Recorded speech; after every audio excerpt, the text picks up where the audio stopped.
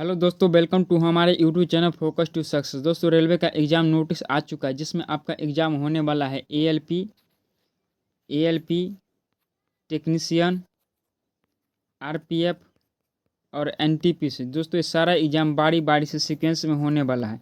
इस समय best score करने के लिए साइंस का पढ़ना बहुत ही ज़रूरी है। तो आज के इस वीडियो में साइंस का टॉप का 25 प्रश्न पढ़ने वाले हैं। वीडियो को शुरू से अंत तक जरूर देखें, क्योंकि ये सारा प्रश्न दोस्तों ये सब एग्जाम में प्रीवियस ईयर एग्जाम में पूछा हुआ प्रश्न है। यह साइंस का प्रैक्टिस सेट 4 है, 1 से लेकर के 3 तक की प्रैक्टिस हो चुकी है। आप चैनल पर जाकर जरूर देखिए, ठीक है ना। चलिए देखते हैं क्वेश्चन नंबर 1 से।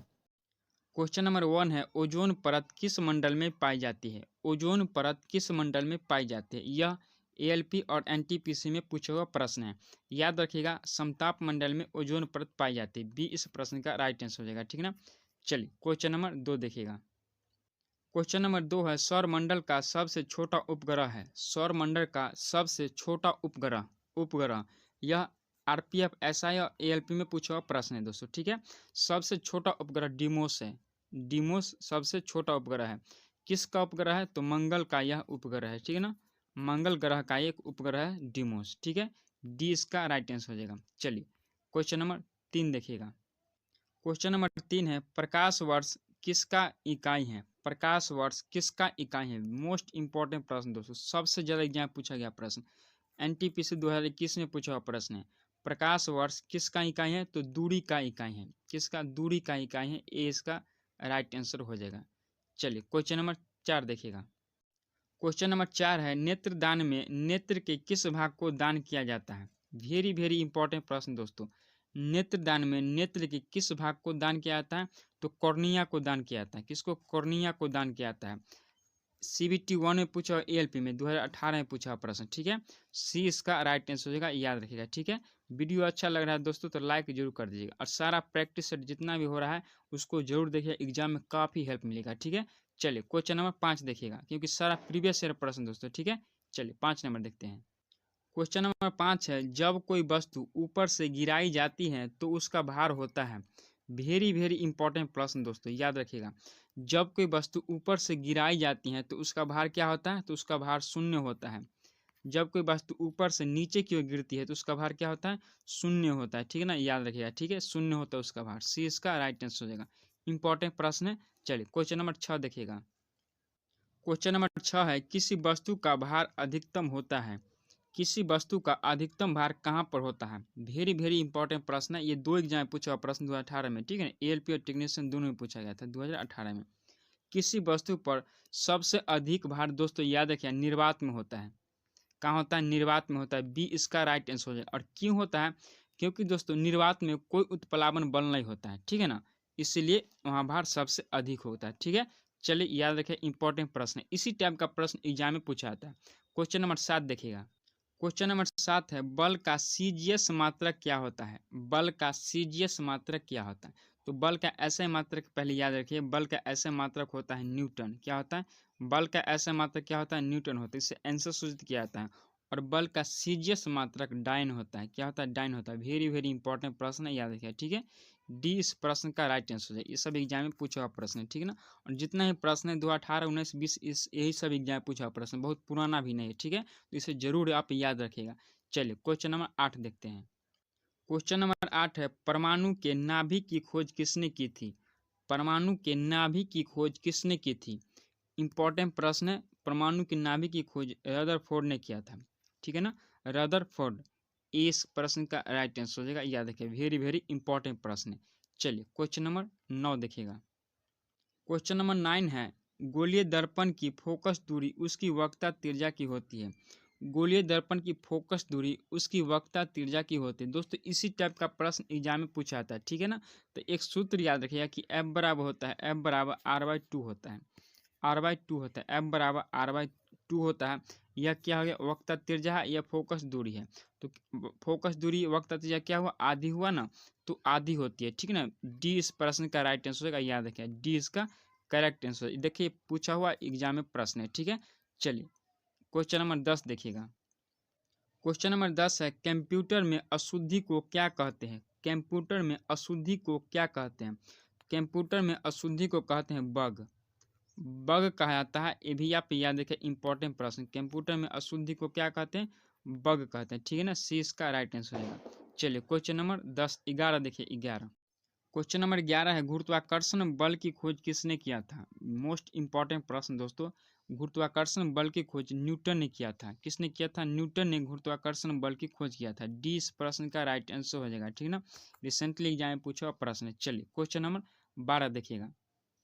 क्वेश्चन नंबर 12 है, लार में कौन सा एंजाइम पाया जाता है? लार में, मुंह में जो लार होता है दोस्तों, उस लार में कौन सा एंजाइम पाया जाता है?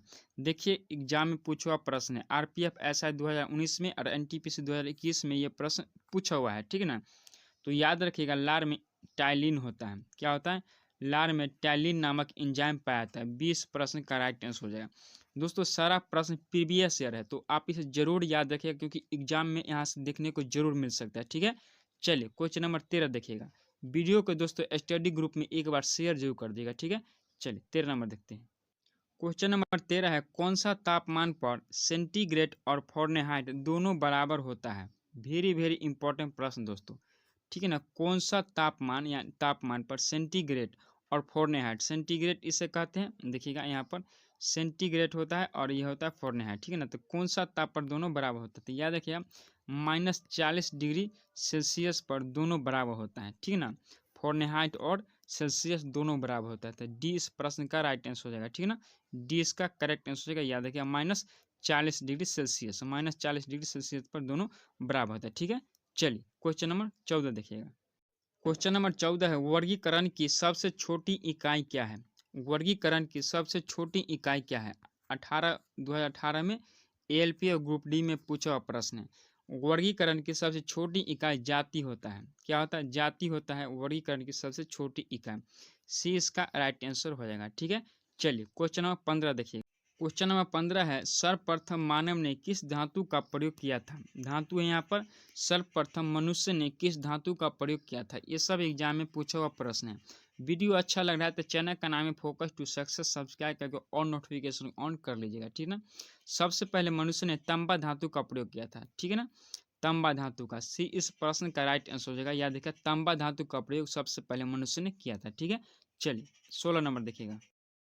क्वेश्चन नंबर 16 है, कोई वस्तु ऊंचाई से फर्श पर गिरती है। कोई वस्तु ऊंचाई से फर्श पर गिरती है, इसके गिरने के दौरान निम्नलिखित में से कौन सा एक समान बना रहता है?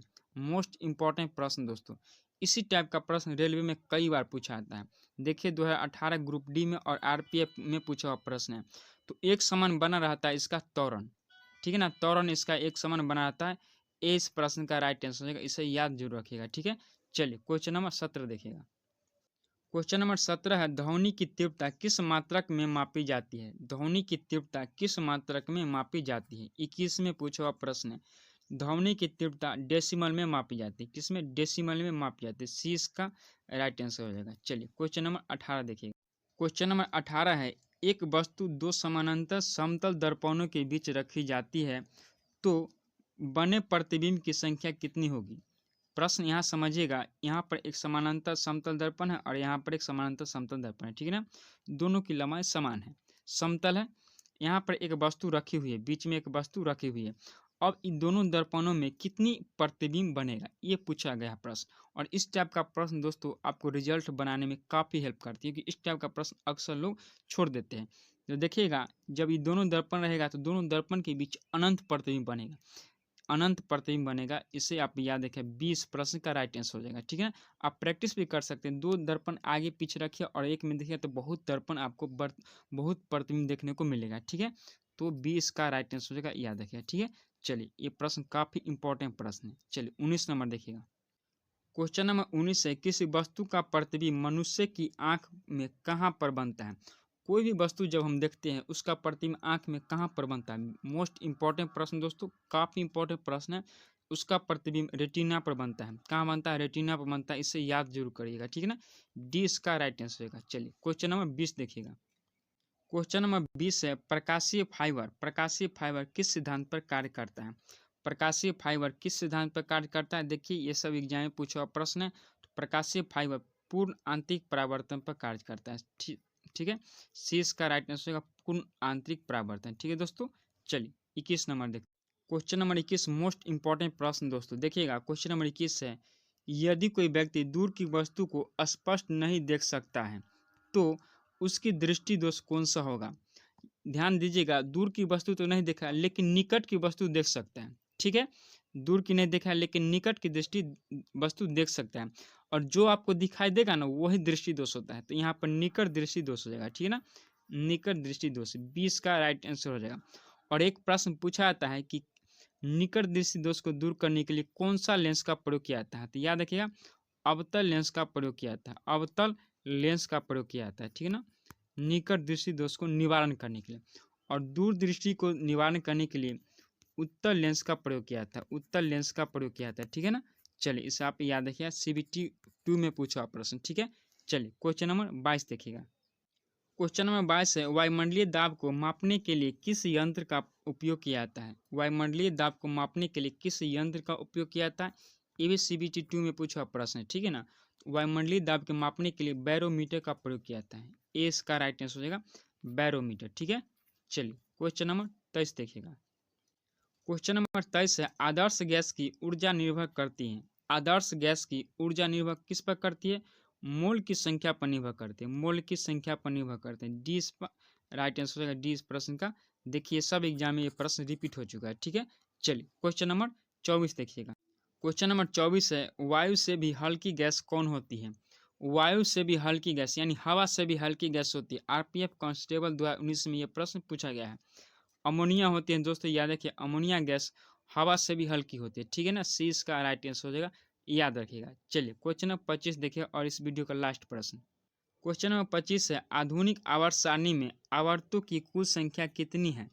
आधुनिक आवर्त सारणी में आवर्तों की कुल संख्या कितनी है। 18 और 18 यानी ग्रुप डी और ALP दोनों में ये प्रश्न रिपीट हुआ है। यह इंपॉर्टेंट प्रश्न है। आवर्तों की कुल संख्या 7 है, कितना है 7 है आवर्त की कुल संख्या, यानी 20 प्रश्न का राइट आंसर हो जाएगा। तो ये प्रैक्टिस सेट क्या था दोस्तों, प्रैक्टिस सेट पार्ट 4 था, ठीक है ना। 1 से लेकर के 4 तक आप जरूर पढ़िएगा, और पार्ट 5 जस्ट आने वाला है, तो वीडियो को लाइक जरूर कीजिएगा और पार्ट बाय पार्ट पढ़ते रहिए और एग्जाम में बेस्ट स्कोर कीजिए, ठीक है। चलिए मिलता है अगला वीडियो में, थैंक यू, बाय।